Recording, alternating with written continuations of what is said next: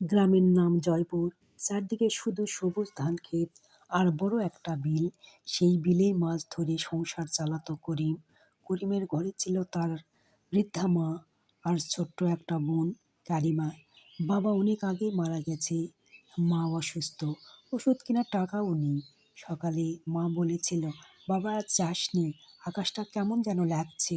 করিম হেসে বলেছিল, মা আজ বড় মাছটা ধরতে পারলে তোমার জন্য ওষুধ কিনে আনবো। দুপুরের দিকে হঠাৎ আকাশ কালো হয়ে গেল। শুরু হলো ঝড়। বিলের মাঝখানে করিমের নৌকা।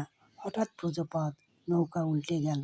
দূর থেকে মানুষ একটা চিৎকার শুনেছিল, মা! বিকেলে তার মৃতদেহটা তুলে আনলো। মা ছুটে এসে ছেলের মুখে হাত রাখতেই অজ্ঞান হয়ে গেলেন। মায়ের কথাটা সত্যি হলো, আজ করিম ফিরে এলো না। কারিমা ভাইয়ের ভেজা জামাটা বুকে চেপে ধরে কাঁদতে কাঁদতে বলছিল, ভাইয়া, তুমি বলেছিলে মাছ নিয়ে ফিরবা, কেন তুমি আজকে লাশ হয়ে ফিরলা ভাইয়া? বিলের পানি সেদিন লাল সূর্যাস্তে রঙিন হয়ে উঠেছিল, কিন্তু সেই পানির নিচে চাপা পড়েছিল এক মায়ের স্বপ্ন।